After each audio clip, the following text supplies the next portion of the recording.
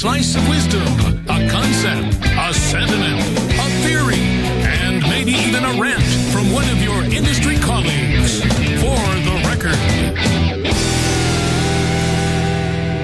Welcome to For the Record, episode 29. Hey, Carm Capriato here. And in just a minute, Tom Ham will share with you some excellent information as to what techs are looking for from the shops they work for. Hey, let me ask you this. Have you been considering making the switch to digital vehicle inspections? Well, check out Flex Check Auto, a low-cost way to increase efficiency and profit. Here's what a satisfied subscriber had to say, and I quote, "The biggest benefit to my shop has been increasing my average repair order and average billable hour per RO. We are billing out almost an hour more per repair order and boasting more than a $100 increase in ARO since implementing Flex Check Auto." And I end quote. Hey, why not try it for free for 30 days? Go to flexcheckauto.com to learn more. Hey, I'm happy you're enjoying the For the Record podcast series. You know, as it flows in your listening app, you get a chance to listen to opinions from your colleagues right along with the long-form audio interviews of Remarkable Results Radio and the Town Hall Academy.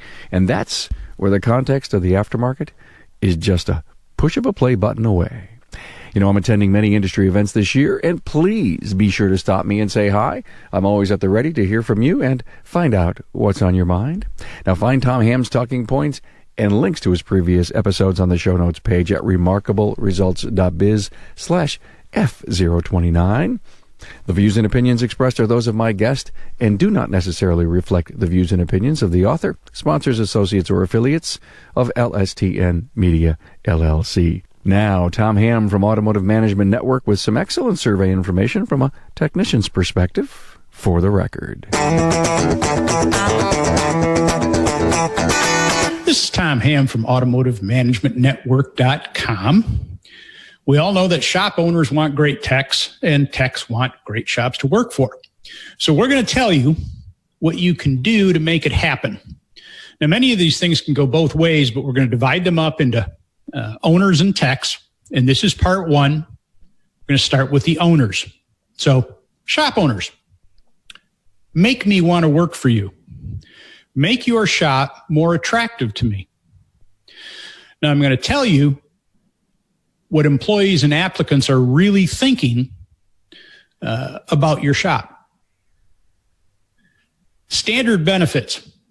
Today, career people expect matched retirement contributions. They expect health insurance, sometimes dental, optical. These are becoming standard benefits that you really need for decent employees nowadays. They're no longer optional. If you don't have them now, you really got to create them and get them in place. Staffing.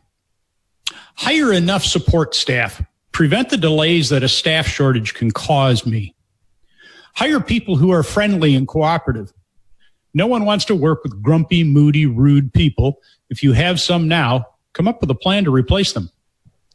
Hire great service advisors. Efficient, fair, great at selling. I need people working with me to get more done so we can all make more money. Estimate accurately. If you're not sure about an estimate, ask me. I'm the one working on it. Create a system for me to add input on anything that I recommend. And I see something that's out of the ordinary, might require different time, then consistently use the system to adjust estimates when needed. Be fair with labor times. That's one of our biggest complaints as technicians. It takes more time to repair cars that are exceptionally nasty, dirty, rusty, old, and a bunch of other things. Add time to as appropriate to compensate for the benefit of both of us. Information. Provide me with software that's user-friendly. Some of the software systems are unnecessarily hard to use. Don't make me waste time standing at my toolbox dealing with inefficiently over-complex management software. Provide state-of-the-art information technology. Subscribe to excellent information resources. I can diagnose and repair the car more quickly if I have the correct information. Managing. Bring in enough cars to keep me busy. I need a constant stream of cars to fix. Either bring more in or, if needed, get rid of the excess staff. Maintain ethical and honest business practices. This should be obvious. Create and maintain consistent and well-defined guidelines. Be specific on exactly how you want things handled, then apply it equally to all employees. Offer opportunities for advancement. I may want to move up eventually. Show me how that could happen. Buy quality parts. They fit correctly. They work correctly. They prevent wasted time, wasted testing, wasted effort. Provide a low-stress environment as much as possible. No one enjoys a high-stress workplace. If you have employees causing that, get rid of them. Manage well. Don't micromanage, but don't ignore the things that do need your attention. Pay. Provide a fair pay system. Let's get together. Let's come up with a plan that considers everyone involved, then review it regularly and adjust it as needed. Tools and equipment. Include a weekly tool allowance for me. My tools are extremely important to me. This is a great way to stand out from other employers. Provide all the necessary tools other than basic hand tools. I should not have to be funding an under-equipped shop. Provide the correct equipment for the work that you take in. I can fix it if I have the proper ammunition. Now, I understand that sometimes it does not make sense to buy a certain piece of equipment because of the expense and the frequency that we'll actually use it.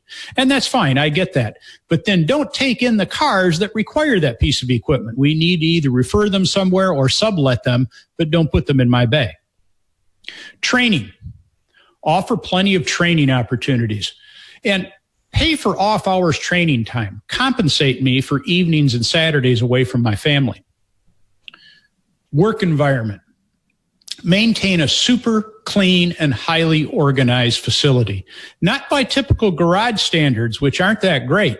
Let's look at a Formula One shop and use that as our example. We're not talking about the expense of the equipment, just how it's clean and how it's organized. You can do that with any shop. Maintain a nice employee break room and restroom, like you do for your customer areas. What can you do to improve ergonomics? Research things that can be done to make my body work better and last longer, especially when it comes to bending and lifting. I'll be absent less and work more efficiently over time. Work hours. Avoid weekend and evening hours. You'll attract higher quality technicians. Create a 4-day work week option. It's becoming more common and it's getting easier to implement. Create flexible work schedules. Just like you, I have medical appointments and kids' sports and other things to attend.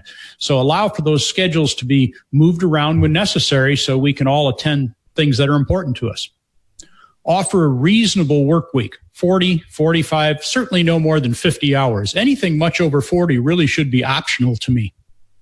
And finally, respect your employees. Treat people fairly. Show appreciation when appropriate. I don't need hugs and kisses, but when we do a good job, when the shop has a good week, let us know. Let me know that I did what you expected and that you appreciate it. Now, make sure you come back for part 2, where we're going to talk to the techs. This is Tom Ham for the record.